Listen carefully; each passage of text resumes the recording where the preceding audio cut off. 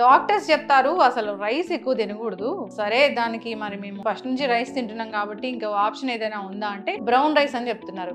ఇప్పుడు ఆ brown rice కూడా మంచిది కాదు, దాంట్లో ఆర్సెనిక్ ఉందంటున్నారు. మరి ఏం తినాలి? సో హెల్త్ రీత్యా ఈ ఆర్సెనిక్ అనేది 10 మైక్రోగ్రామ్స్ పర్ లీటర్. అంటే ఇది మొత్తం రైస్ మొత్తంలో కూడా లోపల కూడా ఉంటుంది. రైస్ పాలిష్ చేసిన ఎంత కొంత లేయర్ మిగులుతుంది కాబట్టి సోకింగ్ ఎక్కువసేపు నీళ్ళలో నానబెట్టి మనం రైస్ కడుగుతుంది. అబ్బో మెత్తగా అయిపోతుంది కదా. మెత్తగా కాకుండా వాళ్ళు ఏంటంటే బాయిల్ అవుతున్నప్పుడు అసలు ఆర్సెనిక్ బాడీలోకి వెళ్తే మన ఏం లక్షణాలు జరుగుతుంది? అసలు ఏం జరుగుతుంది? ఏం లేదు. సాధారణంగా యూజువల్గా ఏంటంటే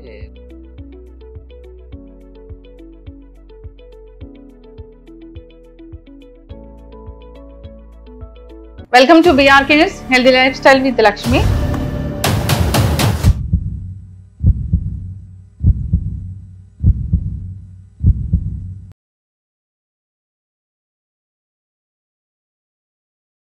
సో జనరల్గా రైస్ మనం అందరం ఇష్టంగా తీసుకుంటూ ఉంటాము. అయితే వైట్ రైస్ మంచిది కాదని చెప్పిన నేపథ్యంలో మనం బ్రౌన్ రైస్ ఎక్కువగా తీసుకుంటూ ఉన్నాం. అయితే బ్రౌన్ రైస్లో ఆర్సెనిక్ ఉంటుంది, అది ఆరోగ్యానికి హాని చేస్తుందని చెప్తూ ఉన్నారు.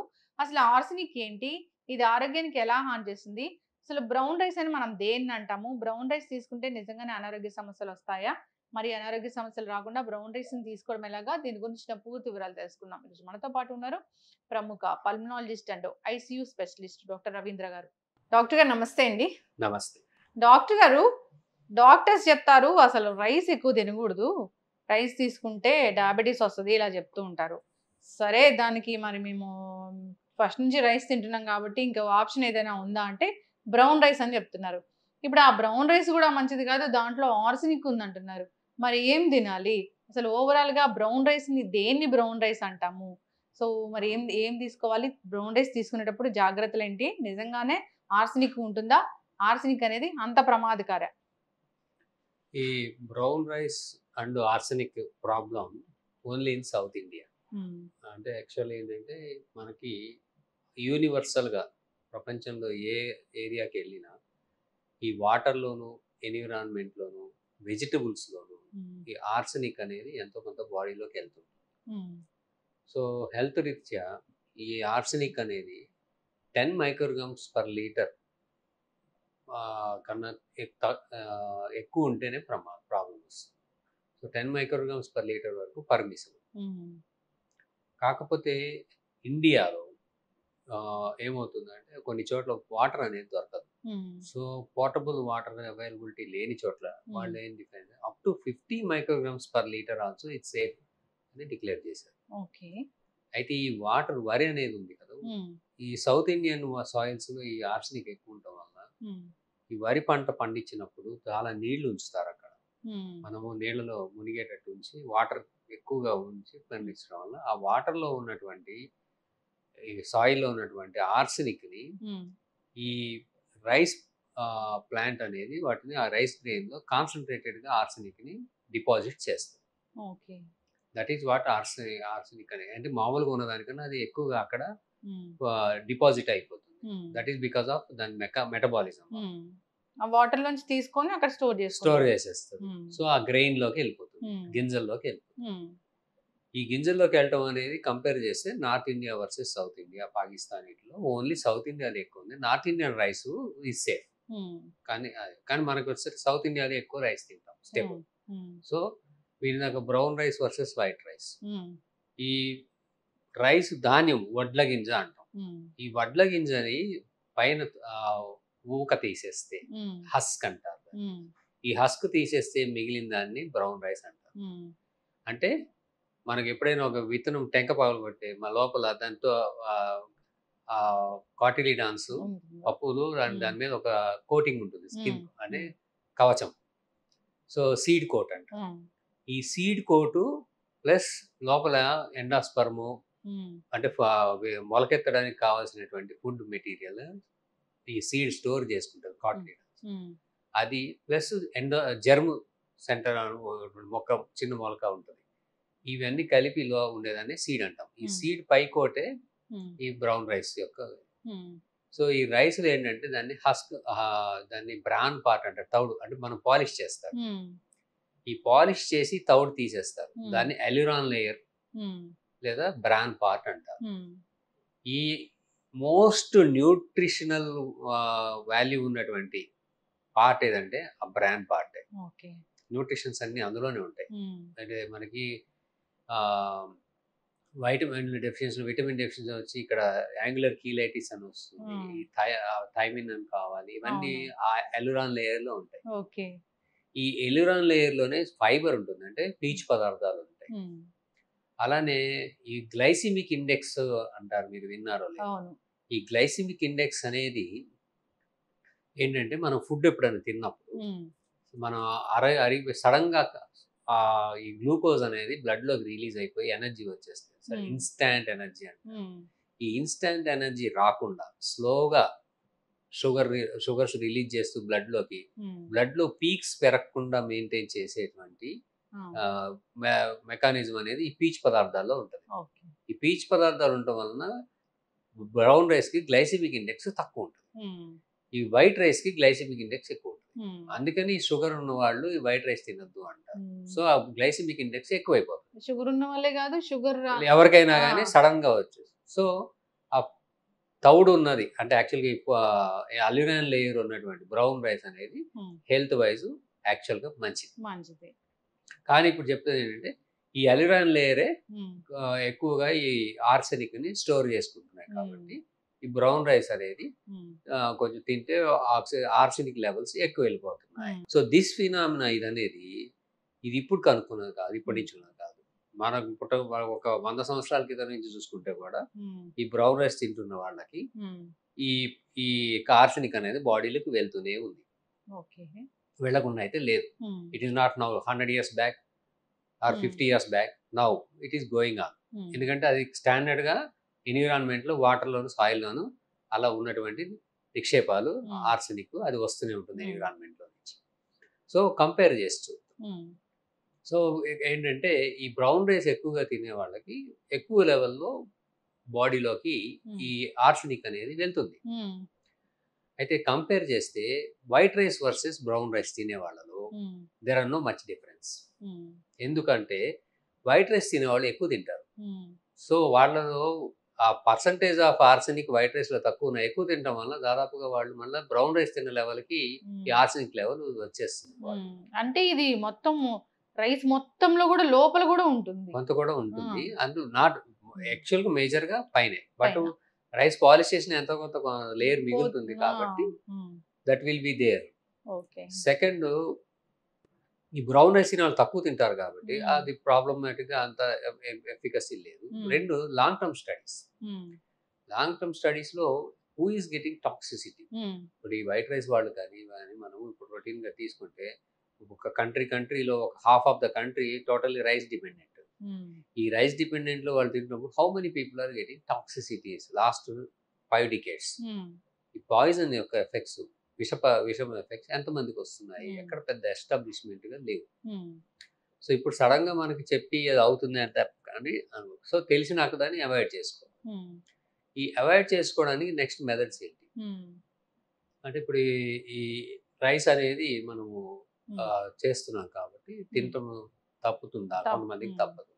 బ్రౌన్ రైస్ అయితే ఆరోగ్యానికి మంచిదే చెప్పినట్లు. ఆ బ్రౌన్ రైస్ ఆరోగ్యానికి చాలా మంచిది వైట్ రైస్ తో పోల్చుకుంటే. ఇప్పుడు మరి తినాలి. అయితే వీటిలో ఏంటంటే తినడానికి మనకు తెలిసినట్టుగా మనము ఆర్సెనిక్ పాయిజన్ ని తగ్గించుకోవచ్చు రైస్ లో. ఎలా అంటే కొన్ని వెరైటీస్ ఆఫ్ రైస్ లో ఈ ఆర్సెనిక్ పాయిజన్ వెళ్ళదు. అయితే 2 varieties వెరీ వెల్ నోన్. ఒకటి ఏంటంటే బాస్మతి రైస్ ఆర్సెనిక్ నేలలో పండించినా కూడా ఆ వాటర్ లో ఉన్నా కానీ ఆ ప్లాంట్ లోకి ఆర్సెనిక్ ఎక్కదు. అలానే జాస్మిన్ వెరైటీ ఆఫ్ రైస్ అని ఉంది, ఈ 2 varieties లో ఎక్కదు. లేదు ఆ 2 కాకపోతే మామూలు ఏనంటే అదర్ వెరైటీస్ ఆఫ్ రైసెస్ ఏమైనా దొరికితే వాటికి యాక్చువల్లీ సోకింగ్ ఎక్కువసేపు నీళ్ళలో నానబెట్టి ఉంచిన తర్వాత వాటిని ఎక్కువ సార్లు మనం రైస్ వాష్ కడుగుతున్నప్పుడు చేసిన కొంచెం నీళ్లు కలర్ మారి తౌడు అందులోకి వచ్చి వస్తుంది. ఆ, అలాగా వచ్చి అది క్లియర్ గా వాటర్ వచ్చేంత వరకు కడిగితే ఉమ్. చాలా వరకు దానిలో ఆర్సెనిక్ లెవెల్స్ తగ్గిపోతాయి. ఫైబర్ కూడా పోతుందిగా మరి, ఫైబర్ పోదు, న్యూట్రియంట్స్. ఓన్లీ ఆ పౌడర్ పాత్రలో ఉన్నటువంటి దాని మాత్రమే పోవడం వల్ల ఆర్సెనిక్ లెవెల్స్ తగ్గిపోతాయి కడగటం వల్ల. ఓకే, అంటే వాటర్ లోకి అది అబ్జర్వ్ మంచిగా వాష్ చేసి, అంటే చాలా మంది ఏం చేస్తారంటే బియ్యం గిన్నెలోకి తీసుకోగానే నీళ్లు పోస్తే కాకుండా మొత్తం కడిగి ఆ నీళ్ళన్నీ క్లియర్ గా వచ్చేంత వరకు 3 నుంచి 4 సార్లు కడిగేసి వండుకుంటే దాని ఎఫెక్ట్ తగ్గుతుంది. ఇంకొక మెథడ్ ఏంటంటే మామూలుగా మనము నీళ్లు 2% వరకు వాడతాం, అంటే 1:2 అది వైట్ రైస్ కి. అదే బ్రౌన్ రైస్ కి 1:3 వాడతాం. కాకుండా 1:6 వాడాలి.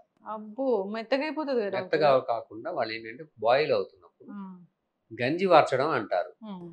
సో ఆ గంజి వార్చడం అంటే బాయిల్ అయినప్పుడు ఆ గంజి వార్చేస్తే ఆర్సెనిక్ లెవెల్స్ సిగ్నిఫికెంట్ గా ఆ నీళ్ళలోంచి వెళ్ళిపోతాయి. So that rice is safe. అయితే ఆ గంజి వార్చడం వల్ల ఇంకొక నష్టం ఏంటంటే న్యూట్రియంట్స్ కూడా వెళ్ళిపోతాయి.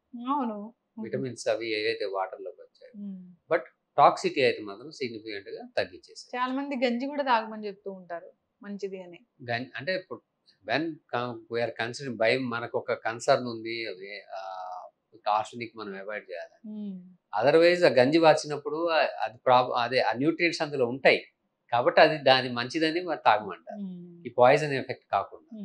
సో ఈ విటమిన్స్ అవన్నీ వాటర్ సాల్యుబుల్, బాయిల్ చేసినప్పుడు అందులోకి వచ్చేస్తాయి. అవి వచ్చినప్పుడు అది మనము ట్యాప్ చేసుకుని మనం వాటిని వడగట్టుకొని తాగుతాం కాబట్టి సో ఆ విటమిన్స్ మనకి వచ్చేస్తాయి, nutrients, minerals. So these are the different methods we can follow. మనం అది ఈ ఆర్సెనిక్ యొక్క ఎఫెక్ట్ మనం తగ్గించుకోవడానికి. అయితే అసలు ఇవన్నీ అంటున్నారు కదా, అసలు ఆర్సెనిక్ బాడీలోకి వెళ్తే మన లక్షణాలు ఏంటి, అసలు ఏం జరుగుతుంది? సాధారణంగా యూజువల్ గా ఏంటంటే ఈ కార్డియోవాస్కులర్ ఎఫెక్ట్స్, తర్వాత ఈ నెర్వ్ ఎఫెక్ట్స్. కొంచెం కార్డియోవాస్కులర్ ఎఫెక్ట్స్ ఏంటంటే కొంతమందికి రిథమ్స్ ప్రాబ్లం రావడం అవి వస్తాయి, ఎవరికి అది వెరీ రేర్, మేము ఎప్పుడు చూడలేదు. సెకండ్, ఈ న్యూరలాజికల్ అదర్ ప్రాబ్లమ్స్ వచ్చే వాళ్ళు ఏంటంటే కొంచెం తిమ్మిర్లు, నమ్మునెస్ రావడం, ఈ దీర్ఘకాలిక అలాంటివి ఎక్కువ. సో ఇలాంటి లక్షణాలు వచ్చినప్పుడు వాళ్ళ స్టేబుల్ డైట్ చూసుకొని చేయాలి. సాధారణంగా అలాంటివి లేని వాళ్ళకి సాధారణంగా ఆర్సెనిక్ అనేది exposure is not a problem అని మనం డిసైడ్ చేసుకోవాలి. ఖచ్చితంగా డాక్టర్ గారు. అయితే ఇప్పుడిప్పుడే ఫుడ్ మనం ఇంట్రడ్యూస్ చేస్తున్నాం పిల్లలకి అంటే కూడా డాక్టర్స్ చెప్పినట్లుగా వైట్ రైస్ మంచిది కాదని మాకు ఒకటి అవగాహన వచ్చింది కాబట్టి బ్రౌన్ రైసే ఇస్తాము. ఇట్లా స్టార్ట్ చేయొచ్చా వాళ్ళకి మీరు చెప్పిన పద్ధతుల్లో? బ్రౌన్ రైస్ అనేది మనం చాలా తక్కువ తింటాం. మీరు కంపేర్ చేసి చూడండి, దాదాపుగా 1/4 పార్ట్ టు 1/3 పార్టే తినగలుగుతారు. అవును, ఎక్కువ తినలేము. మీరు వైట్ రైస్ ఎంత తింటారో దాంట్లో 1/3 1/4 తింటారు. సో క్వాంటిటీ వైజ్ కూడా తగ్గిస్తుంది, కెలోరీ వైజ్ కూడా తగ్గిస్తుంది, తర్వాత గ్లైసిమిక్ వైజ్ ఇంప్రూవ్మెంట్ ఉంటుంది. పిల్లలకి ఇవ్వచ్చు, ఫైబర్ ఎవరికైనా ఇవ్వచ్చు. ఫైబర్ వైజ్ గట్ సాఫ్ట్ ఉంటుంది, మోషన్ కాన్స్టిపేషన్ తగ్గుతుంది. తర్వాత న్యూట్రియంట్స్ బ్రౌన్ రైస్ లో బాగా దొరుకుతాయి. So always it is consider చేయొచ్చు మనకి.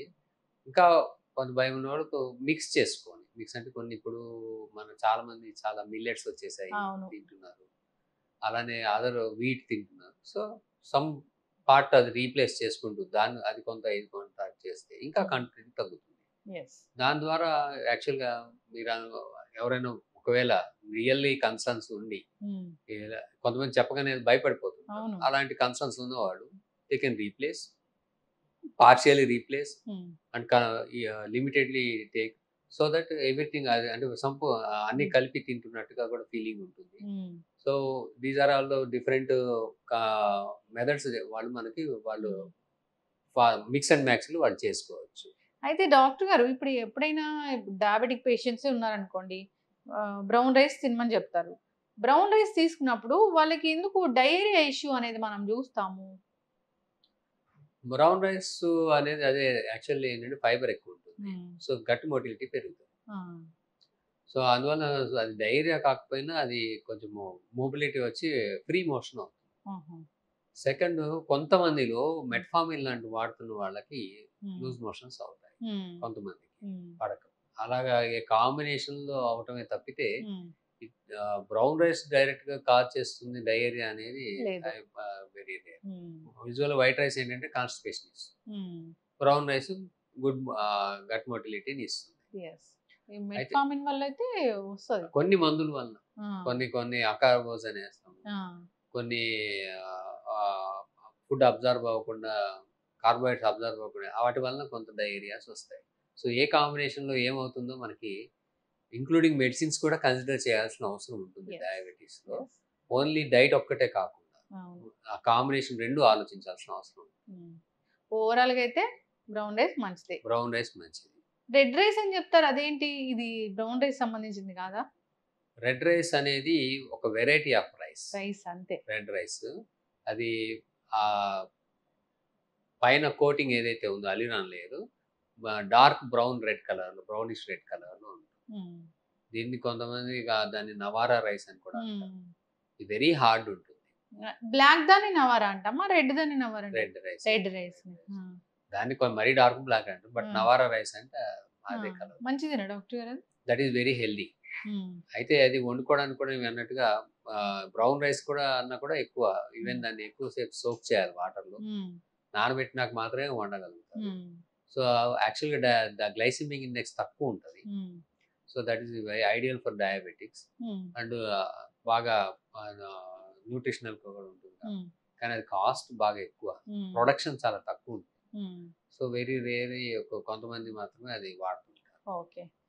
అయితే ఇప్పుడు బ్రౌన్ రైస్ మంచిది, దాంట్లో ఆర్సనిక్ ఉంటే దాన్ని ప్రాపర్ గా మనం వాష్ చేసి ఆర్సనిక్ ఉంటుంది ఉంటుంది ఉంటుంది ఉంటే కాదు ఉంటుంది. మన సాయిల్ లో ప్రొడ్యూస్ అయిన ఈ రైస్ కి ఆర్సనిక్ ఉంటుంది. అది లిమిట్స్ ఎంత దాటుతుంది అనేది చూసుకోవాలి. దాని మనకి మన గవర్నమెంట్ ఆర్ హెల్త్ అథారిటీస్ వాళ్ళు ఇచ్చిన పర్మిసిబుల్ లెవెల్స్ దాటుతుంది అనుకున్నప్పుడు చూడాలి. అది ఎంత అనేది మనం లొకాలిటీకి బట్టి మారుతుంటుంది, స్టేట్ కి డిస్ట్రిక్ట్స్ బట్టి. అది మనం కనుక్కొని చేయాల్సి ఉంటుంది. యూజువల్ గా అయితే అంత వర్రీ అవ్వాల్సిన అవసరం అయితే స్టడీస్ లో లేదు. చక్కగా చెప్పారు డాక్టర్ గారు. చాలా మంది దీని గురించి అది ఎప్పుడైతే న్యూస్ వచ్చిందో చాలా డిస్కస్ చేస్తూ ఉన్నారు. మరి ఆర్సనిక్ అంటే భయం అవుతుంది కదా, ఏదో వెళ్తుంది పొట్టలోకి, మాకు దాని గురించి పూర్తిగా అవగాహన లేకపోయినా కానీ, తెలియకపోయినా అది ఏం చేస్తుందని, ఏదో విషయం వెళ్తుంది అనే ఫీలింగ్ అయితే కొంతమందిలో ఉంది, భయపడుతూనే ఉన్నారు. కాకపోతే దాన్ని వాష్ చేసి మంచిగా మీరు చెప్పిన పద్ధతిలో వండి తీసుకుంటే కానీ అది మంచిది, మంచి ఫుడ్ అది. సో చక్కటి ఇన్ఫర్మేషన్ అండి, ఫాలో అవ్వాలని కోరుకున్నాం. ధన్యవాదాలు డాక్టర్.